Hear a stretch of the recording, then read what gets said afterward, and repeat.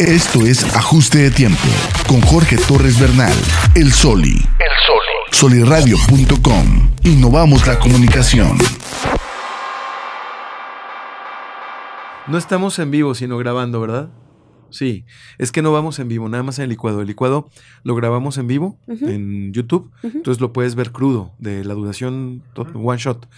Y luego sacan estos lo escuchas en el extracto. Sí, es un extractito de 5 minutos a lo mucho. Sí. Pero todo lo demás lo enlatamos. Por ejemplo, este programa, así, y por lo mismo no empezamos de manera tradicional, porque nadie ve los podcasts así. Nadie está esperando ver una introducción, una presentación, sino una charla más bien muy cómoda, muy cálida. Y pues bienvenidos, bienvenida. Gracias. Bienvenida, Ruth. Gracias. Gracias por estar aquí. Se me hace entrevistarte por primera vez. Me voy a estar poniendo y quitando los lentes porque pues es como que un tic. Sí, nervioso. Yo también lo tengo. Luego saca de onda, pero qué bueno que tú también. Sí, no. Bienvenida a Soliradio. Gracias. Gracias por estar contenta. aquí. Oye, yo, el primer contacto que yo tuve contigo fue a través de Twitter, que yo recuerde. Me parecieron y me siguen pareciendo muy puntuales, muy... traen un cierto perfume tus tweets, por no decir comentarios, porque un tweet es un tweet. Y eso ya tiene que estoy casi fuera, porque ahorita está muy raro todo en Twitter. Y en ¿Desde la compra de Elon Musk? Sí. ¿Sí? Yo creo que desde antes he ido dejándolo y soy más observadora y lectora de Twitter, pero luego sí no me puedo contener. Y sí, ya y publicas ya alguna. Pongo ahí cosas mías, sí. Luego me acuerdo del astillero. Es imposible no relacionarlo contigo. Sí, pues ha sido mi proyecto. Así de entrada, Ruth Castro, por favor, ¿me puedes decir quién es Ruth Castro? Uy, pues yo creo que podemos decir quiénes somos a través de nuestras acciones, ¿no?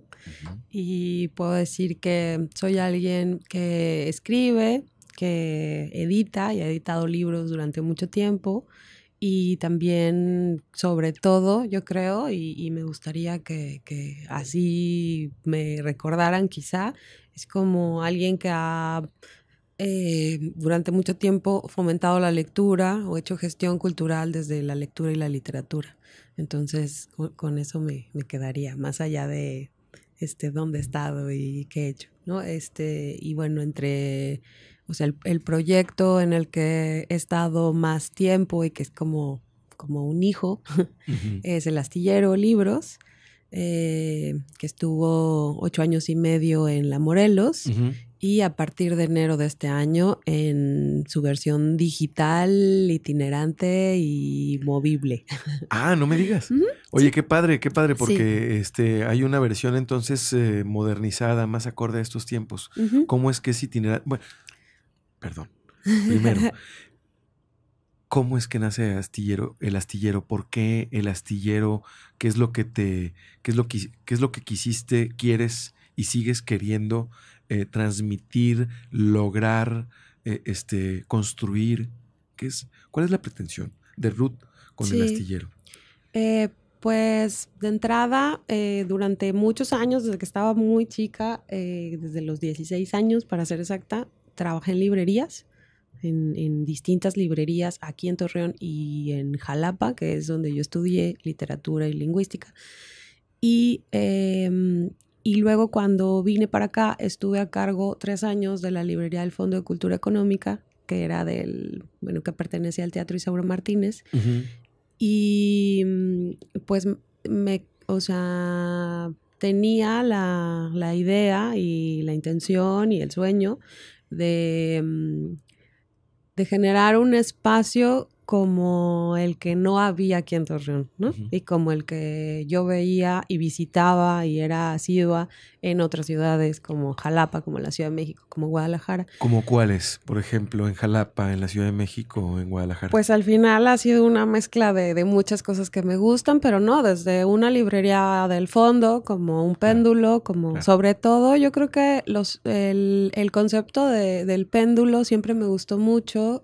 ¿Por qué? Porque siempre ha tenido como una selección de libros muy cuidada, ¿no? Como una curaduría de los libros, no todo, ni lo más comercial, ni... Así es. Y luego... De inmediato te atrapa. Siempre ha tenido un espacio de café, Así pero es. sobre todo como el foro del péndulo, ¿no? Y entonces, donde ahí realizan conciertos, talleres y demás. Obviamente un proyecto así, pues requiere como de mucha gente y mucho dinero y entonces no es que quisiera imitar ese modelo, simplemente es como una de las muchas librerías, porque también me gustaban muchas que son pequeñitas, ¿no? Sí, claro. Que han desaparecido algunas, pero que así se transforman también como, o sea, en un espacio de este tamaño hay una librería y si quitamos los muebles nos reunimos 10 y hay un conversatorio de algo o un taller de algo o un círculo de lectura. Entonces, desde ahí surgió. Y pues bueno, en el 2014 abrimos. Y además es importante decir que llevábamos varios años participando en Moreleando, que fue pues un movimiento ciudadano bastante fuerte, sin duda, que recuperó las calles en el centro de Torreón después de toda la violencia de los años anteriores. Y pues bueno, cada mes estábamos ahí. Hacía yo con mis alumnos del diplomado de la Escuela de Escritores una revistita literaria, un fanzine que se llamaba Palabra Cadabra. Y entonces pues ahí los vendíamos, a veces vendía libros. Y más bien fue ahí como gestándose la idea no de una librería que ya la tenía, sino de que se hiciera posible y dónde, y también porque nos sentíamos como muy acompañados de los otros proyectos, los primeros, ¿no? Antes de que se hiciera peatonal a Morelos. Antes antes de... Esto fue en el 2014, ¿no? Antes de muchas cosas. Sí, y entonces, pues bueno, estuve buscando un local en la Morelos. También yo creo que tenía una historia personal y emocional desde la infancia con el centro, porque siempre viví muy cerquita del centro, como cruzando los bulevares. Y me interesaba que fuera como en esa parte. En esa área, en ese sector. Ajá. Y pues bueno, yo creo que el Astillero como librería, como foro, como espacio de encuentro, fue durante esos 8 años y medio con distintas fases, pues eso que yo quería, ¿no? O sea, esto que enumero. Para mí también siempre fue como la tienda es el aparador de lo que hacemos también detrás del astillero, como los proyectos de fomento a la lectura y también los editoriales. O sea, el trabajo editorial, que era pues como una agencia editorial, en donde tanto ofrecíamos servicios editoriales a particulares o instituciones, como también algunos libros que hicimos con el sello. Correcto. Entonces, pero bueno, pues más bien los últimos años ha sido una serie, una cadena de cosas que no teníamos planeadas. La pandemia cambia todo. La pandemia, sí, también, o sea, por ejemplo, yo tuve un par de cuestiones de salud que debía atender y que también mantener una librería durante todos esos años fue complicado, ¿no? Para mí, o sea, hay que pagar la renta antes de cobrar uno. Claro. Y entonces, y bueno, se fueron como acumulando distintas complicaciones hasta que decidí el año pasado, también luego de una operación, ¿no? Y de decir, a ver, tengo que revisar qué es lo que quiero hacer. Y entonces, después de ser muy sincera conmigo misma, dije, bueno, lo que pasa es que quiero mucho este proyecto y además, pues, otros dependen de él, ¿no? Como el socio que tenía, Fer, y los que colaboraban ahí también. Y entonces me era muy difícil tomar esa decisión. Soltar. Pero también debía decir, como la idea inicial y como los años anteriores ya no puede sostenerse y no puedo sostenerla yo, pero el astillero puede seguir de otro modo, ¿no? Y sobre todo como recuperarse junto conmigo y luego ya en el futuro veremos qué más pasa, ¿no? Muy bien. Y entonces también la pandemia permitió que empezáramos a explorar las entregas a domicilio, las compras en línea, ¿no? o la atención por redes sociales y otro tipo de formato. Que no fuera el centro de consumo. Exacto, fue un volado y entonces decidimos, o sea, nos separamos como socios y entonces Fer también pudo seguir porque él sí quería seguir con el café y seguir vendiendo libros ahí y hacer su propio proyecto. Y yo dije, pues más bien adelante, ¿no? Claro. Y bueno, ahora está su proyecto que se llama La Tinta y el astillero sigue. Y pues ha sido la exploración todos estos meses de cómo vender a través de redes sociales, de citas particulares, igual de reuniones sobre libros y de los círculos de lectura, que eso es lo que me faltaba, que quería decir, que al revisar todo, así como decir, a ver, una tienda quiere seguir teniendo, pues no, realmente podría prescindir de ella. Un café, no, definitivamente no. Y otros proyectos sí, pero que además me exigen como cierta movilidad. Entonces también la tienda siempre es un peso, ¿no? De tener abierto un lugar 12 horas diarias. Claro. Pero lo último que rescataba, yo decía, bueno, al final podría dejar incluso de vender libros. Lo que creo que no podría y no querría dejar de hacer es recomendarlos, o sea, como hablar de ellos. Promoverlos. Claro.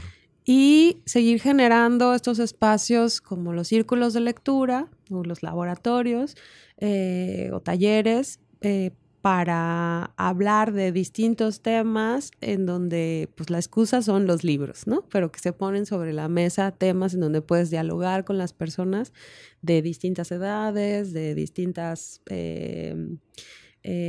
pues procedencias, gustos, ¿no? Ideas. Ajá, y formaciones pues escolares o no escolares. Sí. O sea, estos círculos podríamos decir que son una puerta a ser un viajante en las mentes, en los intelectos de otros. Sí, sí es muy rico, pues, porque, o sea, a mí me pueden decir como, ay, qué padre el círculo y tú lo llevas y claro que lo preparo y tengo que leer con anticipación y sobre el autor y sobre el estilo y sobre su generación y sobre como los temas que trata y quién ya los ha hablado y, ¿no? Hacer como una red para los comentarios en cada sesión, pero todos los que participan ahí, o sea, no saben también, o sea, no se imaginan pues de qué manera me enriquecen a mí y me dan más ideas para seguir. Y bueno, sí se los digo, y además pues eso me permite estar sin tener que dar clases, ¿no? Como sí, claro. Me permite estar en contacto además con muchas generaciones, o sea, desde las más grandes hasta las más chiquitas. O sea, y eso también me parece muy rico, ¿no? Y más ahorita que las generaciones están como tan ávidas, ¿no? Tan ávidas, pero también como tan diferentes entre sí, ¿no? Sí, por supuesto. Las brechas generacionales están gigantes y muy, muy seguidas, unas entre otras. Sí. Muy, muy claras. ¿No es parecido, no será parecido a lo que fueron las tertulias?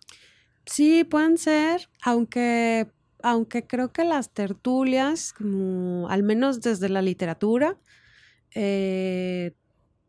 también, o sea, eran una tradición muy intelectual, o sea, en donde los que ya escriben, ¿no? Muy intelectual y un poco, Como cátedra. y muy burguesa también. Oh, O sea, bien, es bien. como alguien que tenía una gran casa y que podía estar dando un festín de comida y Que de podía bocadillos. pagarlo. Claro, claro. Y que tenía hijas educadas, ¿no? En el Correcto. arte y entonces ¿Una suerte de mecenas? abrían su casa, sí, como una pequeña mecenas, no en el sentido de comprar obra y de pagar para producir obra, Pero sí pero sí de promoviendo generar un espacio. desde la Y generosidad claro, del fueron espacios privilegio. riquísimos, ¿no? En donde entonces iba la gente que escribía o empezaba a escribir y digamos que ahí era donde conectabas, ¿no? Quien editaba y quien y hacían lecturas en voz alta Un y centro de bueno, reunión. mucha fiesta Ok.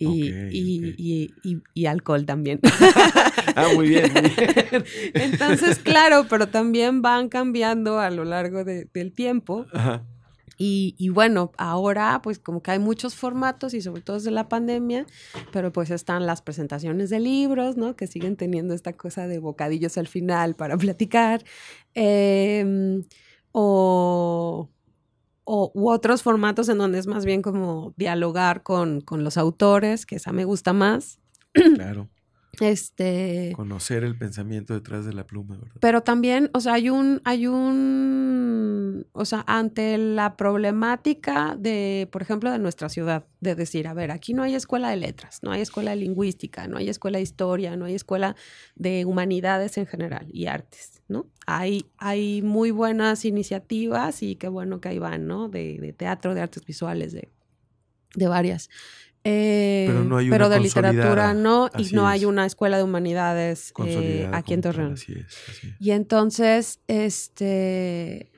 uno, por ejemplo, como librero, dices, ¿por qué no les gustan estos libros que además me costó un montón traer y tenerlos aquí en la mesa y nadie conoce a los autores o les parecen solamente caros, pero no saben de qué se trata o desde dónde vienen, ¿no? Porque son importados y quién los tradujo y todo.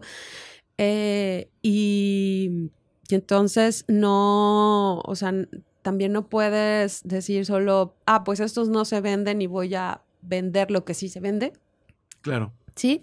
Sino sobre todo si hay estas relaciones con las ferias del libro, con los autores, con las editoriales y sabes como todo el abanico que hay de producción editorial en México, en Latinoamérica y más, ¿no? Como de habla hispana en general.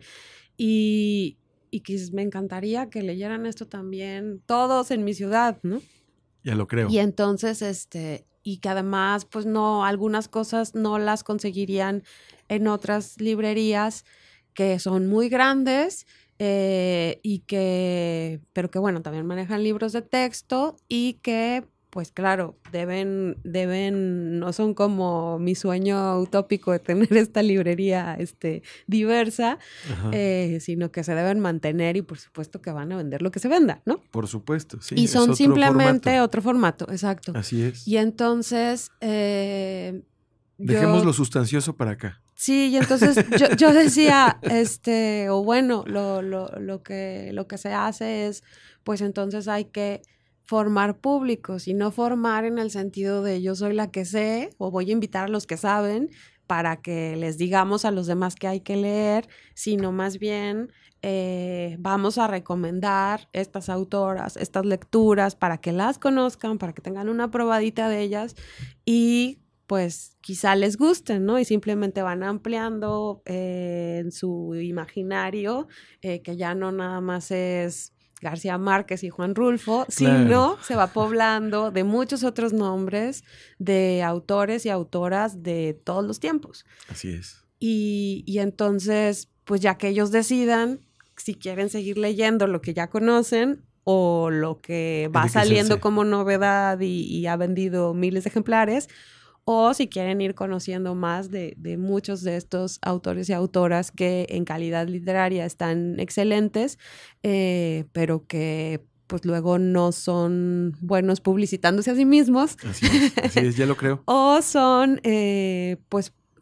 también proyectos editoriales pequeños, unos que igual la padecen como uno y desaparecen, ¿no? O sea, como, pero que muchos, pues eso, el tiempo que duran, pues están ahí al pie del cañón tratando igual de que la gente conozca otro tipo de contenidos, ¿no? De hacer bibliodiversidad, como diría. Ruth, yo te quiero preguntar sobre tu artículo, tu colaboración para Siglo Nuevo, que gracias por el obsequio. Soy lector de Siglo Nuevo cotidiano y me dio mucho gusto y también, debo decirlo, cierta vergüenza ignorar tanto de Magdalena Mondragón. No, es que o sea, bueno, para empezar no estamos obligados a conocerlo todo porque hay demasiada información y más pero ahora. Pero es de Torreón. Pero o sea, y yo, bueno, te comentaba antes, llevo varios años estudiando como la obra de Magdalena Mondragón, en contacto con su familia, con lo que queda de su familia, y también rastreando así poco a poco, consiguiendo los libros que no se consiguen. Por cierto, una amiga librera, Selva, del DF, o sea, su familia es su familia es de libreros, o sea, desde sus papás fueron y sus tíos son grandes libreros. Incluso de estas librerías enormes de Donceles, ¿no? Donde están los libros de viejo en la Ciudad de México. Por supuesto. Y bueno, ella ha tenido también varias librerías y yo le pregunté si podía conseguirme o había escuchado a Magdalena Mondragón y me dijo, sí la he escuchado, déjame revisarlo. Y después me mandó una serie de fotografías de todos los que había de Magdalena Mondragón, primeras ediciones dedicados a personas, son los que yo tengo. Y aparte, y me dice, me da mucho gusto que te quedes tú con ellos porque mi mamá se dedicó a hacer una biblioteca personal de entre todo lo que les llegaba de libros usados y de bibliotecas que compraban, de puras autoras, mujeres del siglo XX, sobre todo de inicio del siglo XX, que nadie pedía. Y ella decía, pues sí, nadie las pide, no se venden, pero no las voy a rematar, no las voy a tirar y las voy a acumular y va a llegar un momento en el que alguien las va a buscar. Mira nomás. Y entonces así literal tuvo que ir a la M de Mondragón, sacar todos esos. ¡Wow! Y entonces ahí es donde también, digo, se me pone la piel chinita, claro. Y yo digo, bueno, algo de mi trabajo, también tendrá, ojalá, como un sentido como ese, ¿no? Como esa librera que dijo, pues aquí no se va a poner más que este tipo de libros y se aguantan todos. Y pues ahí se quedó esa biblioteca y entonces yo tuve la fortuna de pedirlos y de que estuvieran ahí. Y de estar sustrayendo a la historia a Magdalena Mondragón porque prácticamente se va en las arenas movedizas de la historia y de la ignominia. Sí, y es vergonzante. En las bibliotecas municipales hay una incluso que lleva su nombre y no hay nada de tiene los libros, o sea, tendrá claro, uno o dos, claro. ¿no? Y ediciones también que se hicieron ya hasta los 80. Entonces es parte de tu acervo personal. Es parte de mi acervo personal. No, pues está en buenas manos. Sí. Sí, la vas a pensar pues mucho. Me faltan algunos por conseguir, pero con lo de Siglo Nuevo me dio mucho gusto porque fue un tema que estuve como trabajando entre el 2018 y 2019. Correcto. Entonces, más bien, todo lo que fui escribiendo e investigando lo fui metiendo a convocatorias de encuentros de literatura y me fui a uno en Durango sobre artistas mujeres. Y después el mismo año uno en Guanajuato con los alumnos que lo organizaron los alumnos de la Universidad de Guanajuato. Y empezando el 2020 estaba por irme a Aguascalientes a otro, o sea, aparte del 2019 se cumplieron 30 años de muerte y ahí sí en el Museo Arocena, que yo trabajo ahí en la biblioteca, hicimos un círculo de lectura sobre Magdalena Mondragón, hicimos un homenaje por sus 30 años, pude leer algo de lo que había investigado, de lo que está también, parte de lo que está en el artículo ahora de Siglo Nuevo. Y pues yo estaba como con toda la fuerza para seguirle, hablando con la familia para ver la posibilidad de eso, de publicar algo, Sí, ¿no? sí. Más bien de reeditar alguna de sus novelas. Y encontrando otros estudios, por ejemplo, hay quien cito que hizo una tesis sobre el trabajo periodístico nada más de Magdalena Mondragón, de como 50 años de trayectoria, y de la UNAM. Entonces también esa la consulté. Y bueno, el caso es que cuando estaba por irme a Aguascalientes fue cuando ya no nos dejaron salir de casa, ¿no? Así es. Entonces durante toda la pandemia como que eso se enfrió y ya pues me ocupé de otras cosas y hasta ahora, pues más bien lo comenté como, oye, fíjate que yo tengo algo sobre Magdalena Mondragón, que además pues su primer trabajo fue El Siglo. Y Sí, cuando tenía como 15 años, además, ¿no? Wow. Y entonces, pues, más adelante, si quieres, platicamos y ¿Qué libro reeditarías de y ella? lo trabajo. Ay, pues, fíjate que... Si tuvieras uno así, el primero, el que empiece todo. Sí, pues, yo creo que editaría el de Para Empezar, porque Sí, para editaría empezar. varios. El de Puede que para el otro año se llama. Puede que para el otro año. Ajá, y entonces aunque ya se había ido, se fue muy chica, pero además imagínate, en los años 30, a ella a los 22, algo así, no solo se va a la Ciudad de México sin permiso de su familia, Ajá. sino que aparte se divorcia porque estuvo casada unos años. Wow. Y Y ya había entonces... trabajado en El Siglo a los 22. Y ya había trabajado, ya había trabajado, tenido una columna y escribía cuentos en el suplemento. Sí, no, ya era exitosísima en un tiempo en donde... De los 15 a los 22. Wow, o sea, prolífica. Y entonces, y se va, por ejemplo, su familia me platica eso, ¿no? Como las que son sus sobrinas, dicen es que, o sea, además se fue sin la ayuda de nada, ¿no? También luego por eso comprendes que aunque quería estudiar literatura y entró a literatura a la UNAM, no termina la carrera, o sea, hace como unos 2 o 3 años, y más bien ya se queda de lleno porque aparte era periodista, entonces estaba como estudiando y trabajando, y ya cuando le empieza a tener más trabajo de periodismo, que además es muy demandante en horas y en escritura, pues ya más bien la deja ahí inconclusa en esos primeros años. Sí. Fascinante, fascinante. Pero sí, pues más bien, de Magdalena podríamos hablar Sí, muchas horas. Ya lo creo. Ruth, oye, te quiero preguntar también, este proyecto del astillero, que pues es sin duda es hablar de ti, y hablar de ti es hablar del astillero, después de estos años. Tú hablas de la itinerancia del mismo.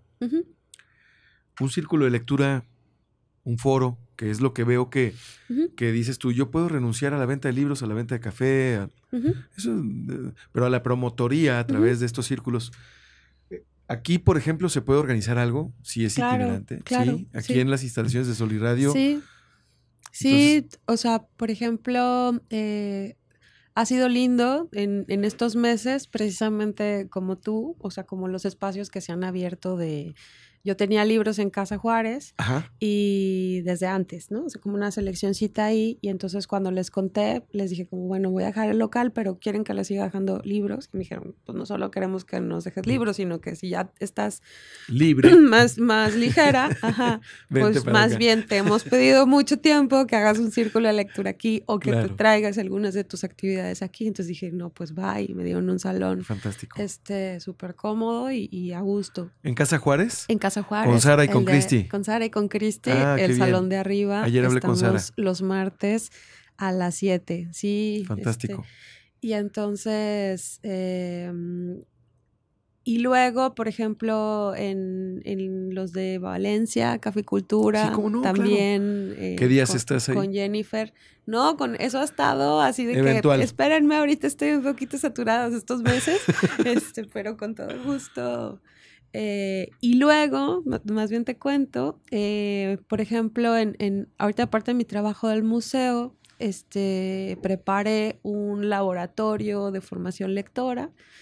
Y entonces entraron además otras personas que o tienen ganas de iniciar algo como un círculo de lectura con distintos tipos de públicos o ya los tienen, ¿no? Claro. O hombres y mujeres que ya forman parte de un círculo o lo iniciaron con sus amigas y luego fue creciendo. Entonces, y tuvo muy buenas respuestas. O sea, yo le tuve que parar, quería 10 personas, tengo casi 18. Y Oye, los muy demás bien. se fueron como a la lista de espera. Entonces, eso, o sea,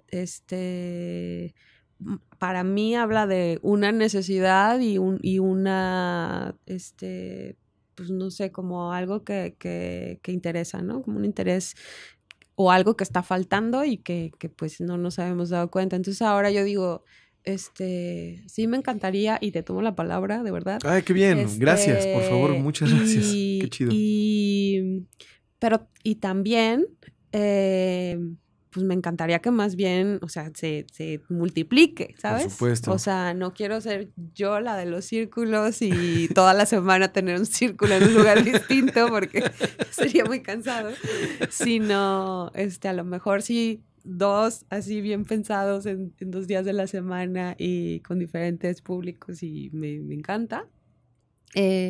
Pero también qué están haciendo, o sea, en los otros clubs de lectura o en los otros espacios en donde se fomenta la lectura de la forma que sea, porque no siempre se llama círculo o club, Claro. o grupos de estudio de algo, ¿no? ¿Qué es lo que están haciendo? ¿Cómo funcionan? O sea, y eso ha sido ahora en este laboratorio, pues muy rico como conocer o qué quieren hacer. Ajá. O qué están ya haciendo. Y pues sí, la idea es esa de que sea un grupo en el que pues nos retroalimentemos esa vocación que, por ejemplo, yo sí tuve la fortuna de estar en un programa de salas de lectura y de hacer unos diplomados muy buenos que avalaba pues el gobierno federal, pero también la UAM, uh-huh, a lo largo de años, ¿no? Y después de ahí me invitaron como a otros diplomados que ya se estaban haciendo, pero con normalistas y con, o sea, otros grupos, otros públicos. Y que también todo lo paró la pandemia. Y luego ya esta administración ha sido, han cambiado muchas cosas, pero... Por decirlo menos. Por decirlo menos. Pero, pero entonces... acá yo digo, claro, pues como o sea, no está esta formación, como decíamos antes, de escuela de humanidades. Así es. Pero sí hay además, o sea, a lo mejor lo que faltan son estos espacios de encuentro, porque sí hay además mucha gente que tiene saberes importantes por la pura práctica. ¿Sí? O sea, claro, por la pura experiencia de a lo mejor de lanzarse y decir, en mi colonia yo quiero leerles a los niños y pues aquí tengo libros y entonces a veces mayores vienen los vecinos. Ajá. O en este mismo laboratorio, por ejemplo, tengo una amiga que así, porque sí, va a una casa hogar un día y entonces hace varias cosas con los niños, pero entre ellas pues leer y les lleva libros, porque a veces también le he prestado para que lleve. Y ahora tienen un proyecto para ir al reclusorio femenil de Chávez, de Francisco Madero. Uh-huh. y así, o sea, unas cosas que dices, sí, wow, ¿no? O sea, aparte como una vocación casi misionera, más no salvadora, ¿no? Sino de convidar la lectura, entiendo, que es muy bonita, ¿no?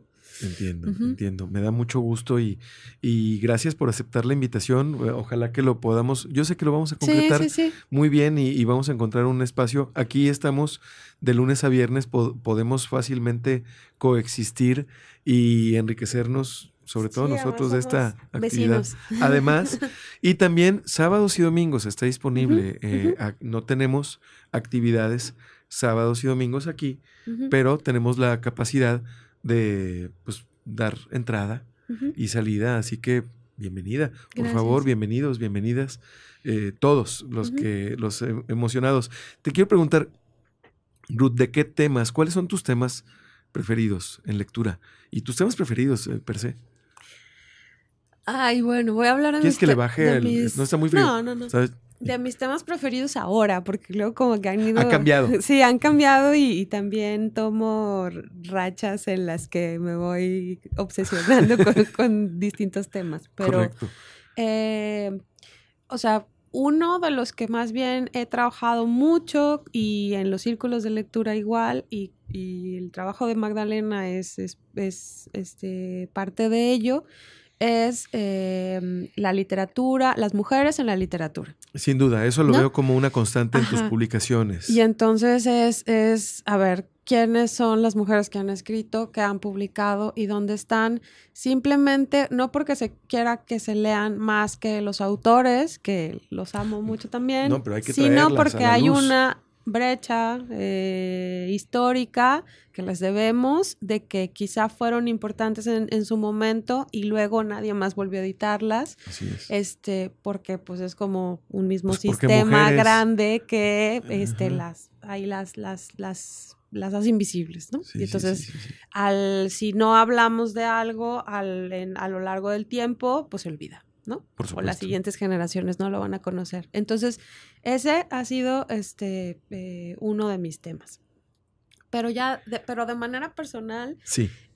me gusta, pues es que me gusta mucho la filosofía, me gusta mucho la historia, me gusta mucho la biología o las plantas y las, en general, creo que también me hubiera gustado estudiar eso.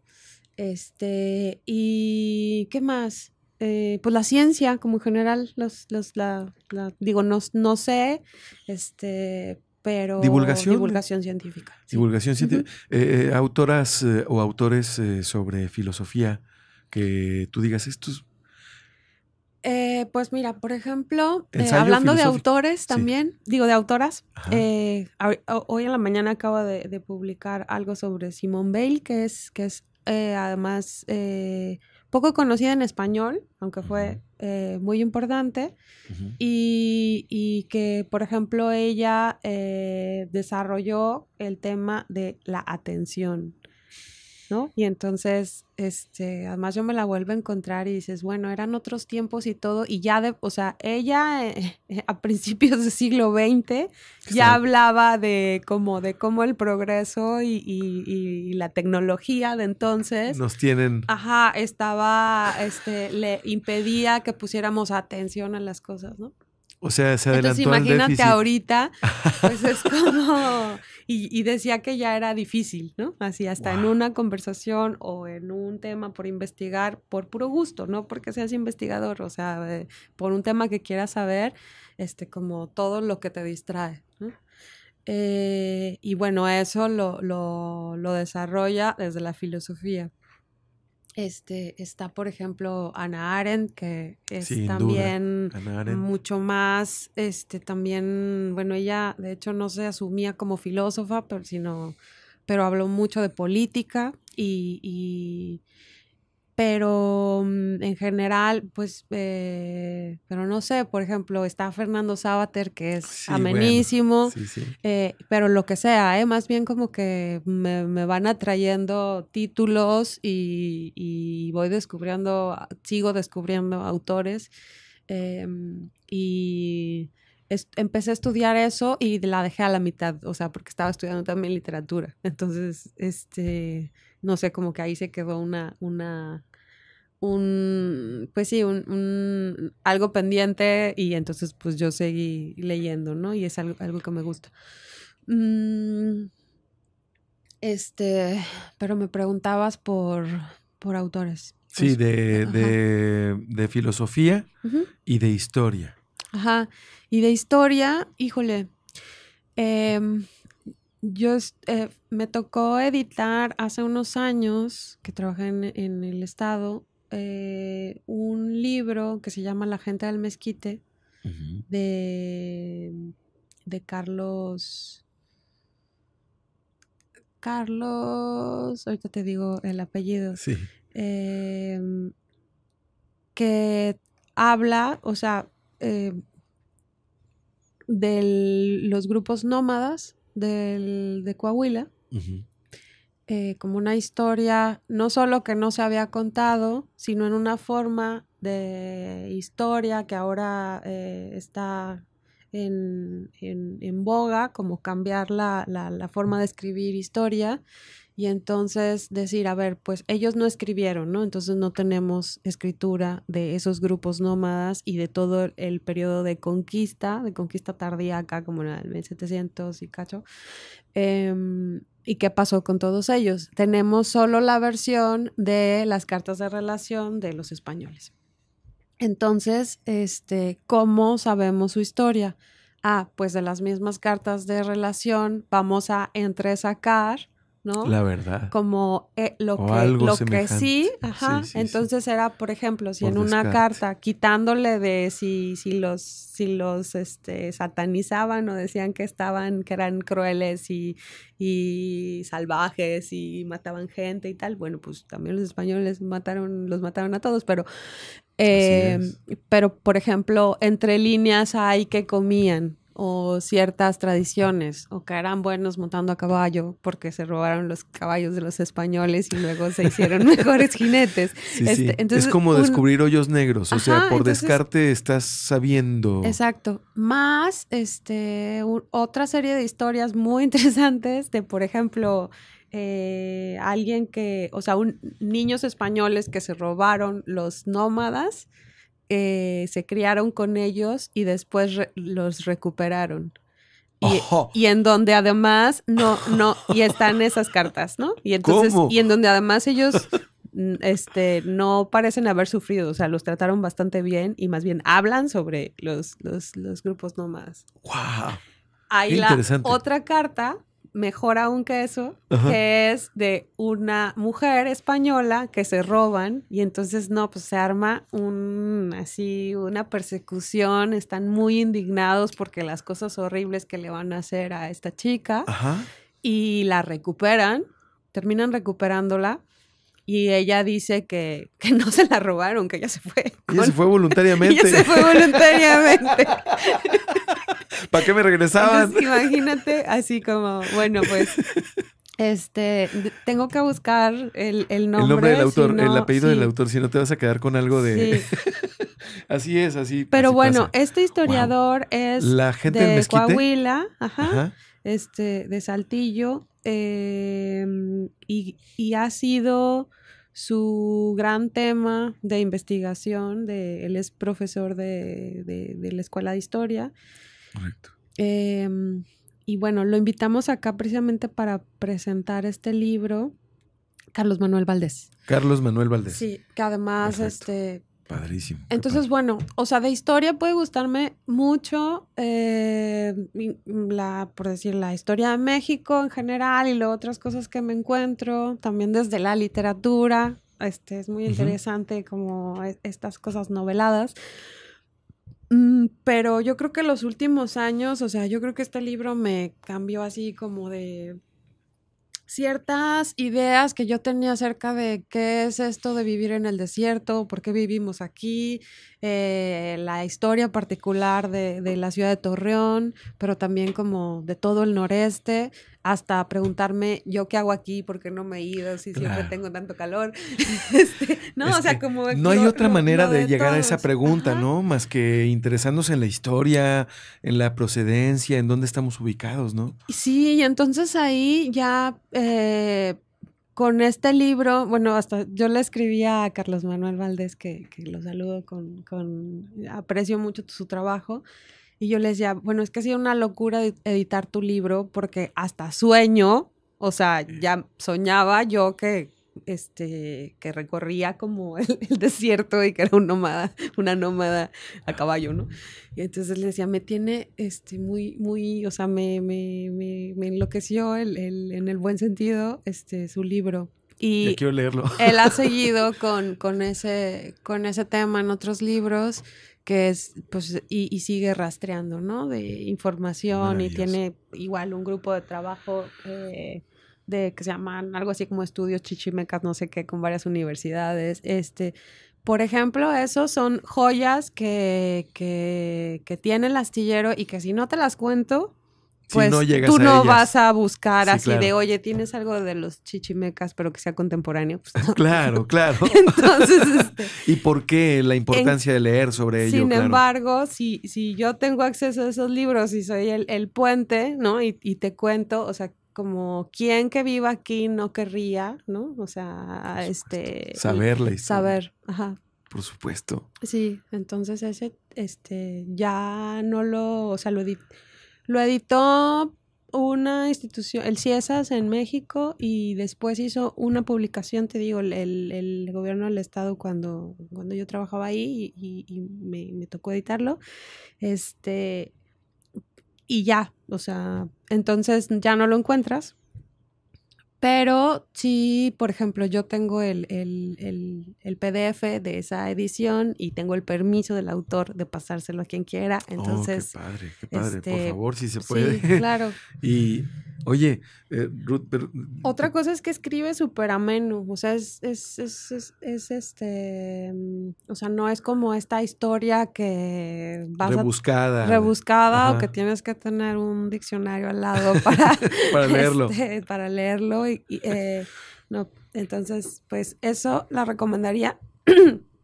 Y otras similares. O sea, yo creo que me ha gustado mucho más. O sea, aunque es interesante leer de historia de otras cosas, y más de las que no conocemos y están muy lejos, ¿no? De otras culturas, también qué grato y qué nutritivo leer sobre lo que, fíjate, aunque a lo mejor no tengamos o no sé, un poco de sangre de ese ADN, ¿no? Nómada. Ajá. De todos modos, pues fueron los habitantes de este desierto. De estas tierras. Y que además los que sí sabían vivir en él con sus recursos. Eso es importante. Exactamente. ¿No? Vivir en él y no explotar, sin explotarlo, sin acabarse el acuífero, sin tantas cosas, ¿no? Sí, no, ahí que nosotros podríamos aprender. Un dibujo que es como un hexágono de que eran muchos grupos pequeños, porque caminaban hasta 20 y tantos kilómetros diarios, y entonces no podían ser grupos grandes porque se atrasaban. Entonces eran muchos como clanecitos, aunque pues entre ellos se conocían. Entonces caminaban y tenían, o sea, como un circuito a lo largo del desierto, en donde decían en marzo, o sea, en este tiempo en el que el sol está de este lado, la tierra es más generosa acá. Estamos aquí, ¿no? Claro. Y luego en cazamos y comemos todo lo que podamos en esta otra zona. Y luego en pescamos, pero no se quedaban en ninguno. Y entonces, para que a la vuelta de un año volviera a ver las plantas, los peces, los animales que tenían, ¿no? Para esa gente debe ser una pesadilla lo que en lo que estamos convirtiendo la ciudad. Sí. Es una ratonera gigante, con ratoneritas. Y lo tituló La gente del mezquite porque en el periodo, o sea, en distintos momentos del año, en lo más... pues sí, en lo más austero, de comida. Chupaban mezquite. No hacían una harina de la baya. ¿Del fruto? Ajá. La molían y hacían una harina y producían varias cosas con ellas, entre ellas pan. Wow. O sea, que además pan de dices, mezquite, imagínate nomás. ¿Cómo que sí, que para como lo describen es como más yo creo que se parecería más como el pan árabe, ¿sabes? Ajá, como una pita. Ajá. Como el pan pita, así pero también ahí dices, a ver, ¿cómo si no hay hornos, ¿no? Porque eran nómadas. O sea, entonces, ¿como en qué hornos los hacían? No, pues es que sí había, por ejemplo, tenían una tecnología buenísima con el tejido de cestería, que no hay, pues porque se deshace, ¿no? O sea, porque es ecológico. Y entonces, no sé con qué lo curaban, para cuando el fuego se acababa en la fogata y quedaban solo las brasitas, podían ahí poner como estos panecitos y la tapaban con esta especie de como de petate de cestería que estaba curado con algo para que no se quemara. Era completamente biodegradable, pero de un igual, uso. Por ejemplo, una de las cosas que los antropólogos, uno de los elementos de civilización que hablan los antropólogos es como que una cultura tenga cerámica. Por supuesto, sí. O bueno, o del material que sea, pero que tenga vasijas, ¿no? Ajá. Pues ellas los tenían de cestería. Entonces, o sea, pero vasos que tomas y no se sale el agua, ¿no? ¿Cómo es posible? Entonces, unas cosas impresionantes que dices, pues claro, porque como también la principal premisa era no podemos cargar nada, porque tenemos que caminar. Ligeros entonces, de equipaje. todo tiene que ser ligero. Gente del desierto. Y una serie de cosas acerca de su concepción de la muerte, de la maternidad, de que parten de ser nómada. ¿Será posible desentrañar un lagunerismo a partir de ahí, a pesar de que nosotros no seamos descendientes directos? Pero sí. Es la tierra la que lo hace a uno, ¿no? O sea, sí, y además, pues y bueno, viceversa. o sea, siempre esas cosas no solo te anclan y te dan identidad, y no porque seas como directo nieto de los nómadas, pero sí alguien quienes habitaron estas tierras en las que ahora estamos y que además las mantuvieron durante mucho tiempo aunque fuera desierto, pues con sus ríos y sus lagunas y sus recursos, Así ¿no? es. Intocados. Y que a su vez, o sea, pues en la historia oficial o desde la historia como vertical, es la historia de los salvajes del norte. Entonces, pues sí es muy interesante como porque a uno mismo, hace que nos cuestionemos sobre, pues realmente eran salvajes o más bien eran muy, muy inteligentes o muy hábiles desde su nomadismo, ¿no? Que entonces tiene otra lógica a los asentamientos o a la civilización que sí como la conocemos. Ajá, que sí habitaban siempre un lugar, ¿no? Así es, como sedentarios, más cómodos, o sea, esa zona de confort en la que nos hemos metido en las ciudades modernas, ¿no? Sí. Como le llamamos, que nos tiene atrofiados en todos los sentidos. Ajá. Ruth, que nos ha ganado el tiempo, pero yo sé que esta no es la única ni la última. Yo espero, si me permites y si estás de acuerdo, que esta sea una de muchas participaciones en donde podamos... gusten. ¿Sí? ¿Cómo ves? Sí. Bueno, pues entonces, bienvenida. Gracias. Esta es tu casa, esta es su casa. Bienvenida, Ruth. Y a manera de colofón, ¿a quiénes nos recomiendas leer como autores endémicos, laguneros? Ajá. Porque en El Astillero, en donde estuvo, en las oportunidades que tuve de visitar, siempre me gustó la sección de autores laguneros. Entonces, ¿a quiénes nos recomiendas tú, sin temor de omitir a nadie, pero con un ejercicio libre, ahorita para quedarnos con eso? A ver,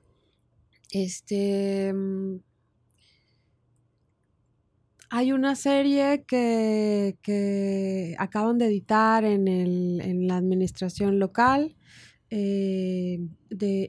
Está a cargo de literatura Nadia Contreras y tiene ella una coleccioncita de autoras, entre las que se volvió a editar, por ejemplo,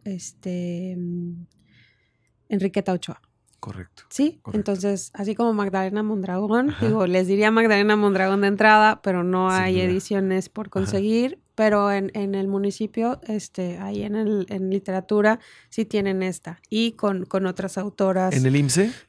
Ahí en las instalaciones del IMSE, en la Colón y Juárez. Sí, con otras autoras también contemporáneas. Correcto. Creo que además para hablar de identidad y eso sería interesante hablar de eso y de otros libros. Sin duda. No sé si se consiga todavía, pero Saúl Rosales tiene un libro que se llama Jales del habla lagunera. Y es precisamente como de muchas palabras que usamos los laguneros, como eso de jale para decirle al trabajo y que la gente de fuera le da igual que reborujado o estas otras, ¿no? Que son así, chistosas. Pantalonera, asquel, moyote. Pantalonera, me da mucha risa. Sí, hay otro más que, híjole, es que también, pues es que luego no se consiguen, pero hay otro de un viesquense, Emilio de los Ríos o algo así, que se llama Nahuatlismos en el habla lagunera. Nahuatlismos, sí, ese creo... O sea, ese se ha editado luego en varias ocasiones. A mí me tocó en una ocasión cuando estuvo Jaime Muñoz en Cultura. Sí. Ahí lo volvimos a editar. Correcto. Pero digo, ojalá se consiga y si no, en las bibliotecas también. O sea, no es como que tengan que correr a comprarlo, sino buscarlo en las bibliotecas. Hacer minería. Sí. De alguna manera literaria. Pues sí, ya que estamos hablando de la gente del mezquite, creo que me quedaría con esos, pero con gusto podemos seguir hablando de otros libros y de los libros de aquí que han también cuestionado, se han preguntado o respondido sobre una partecita de eso que nos define como nos identifica como laguneros. Sobre todo porque hay una ausencia, creo, de identidad y hay un rechazo a platicar sobre qué somos, por qué somos, a dónde vamos. O sea, como si fuéramos un mal matrimonio entre la tierra y nosotros, quienes la habitamos actualmente, y no podamos sentarnos a platicar y decir, oye, ¿sabes que las cosas no van bien? ¿Por qué? En vez de que me digas, oh, ahorita no quiero platicar, estoy muy molesto, vamos a hablar. Sí. Para seguirle o pararle, pero bien. Entonces, creo que en ese ejercicio nos falta como laguneros. Sí, además, exacto. Los elementos identitarios además generan comunidad, ¿no? Y claro, en el mejor de los casos. Entonces, en el mejor de los casos. Entonces creo que nos ayudaría, al menos como ejercicio. Así es, y un elemento identitario, sin duda, está en peligro cuando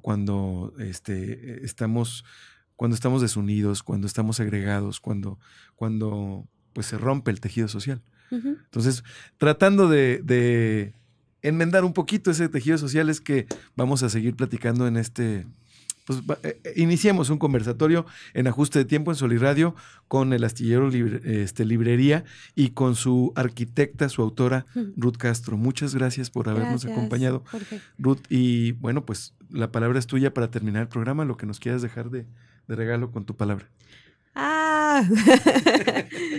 Pues pues nada, que como que me preguntan a veces como por qué la lectura y por qué la promoción a la lectura y también creo que dejaría más bien aquí para abrir un tema del que podamos seguir platicando, que luego la lectura tiene ideas que están equivocadas y que son como elevadas, ¿no? Así como que, pues es que el que lee es muy culto, o el que lee es muy inteligente, o el que lee y toda la serie de cosas que pensamos acerca de ello, y que cuando yo la promuevo desde el Astillero no estoy buscando esas categorías de lector, sino más bien mostrar o convidar de toda la parte entretenida, divertida, interesante de los libros, o sea, porque están los temas de los que no sabemos, de los que podemos conocer un poco y de las historias también, que nada más enriquecen la vida solo al saberlas, como por el gozo de encontrarlas, no porque van a acumular conocimiento, ¿sabes? Así es. Entonces, y que, pues nada, me despido con ese como definición amplia y diversa y como libertaria de lectura. Muchas gracias, en verdad, por tus palabras, por tu tiempo, por tu por tu vocación, por tu entrega, Ruth. Y aquí nos estaremos saludando muy pronto nuevamente. Gracias. Gracias a ti. Aquí nos vemos. Listo, esto es todo en Ajuste de Tiempo, productor. Muchas gracias. Libertad en comunicación. Sunirradio.com. Suscríbete en Spotify.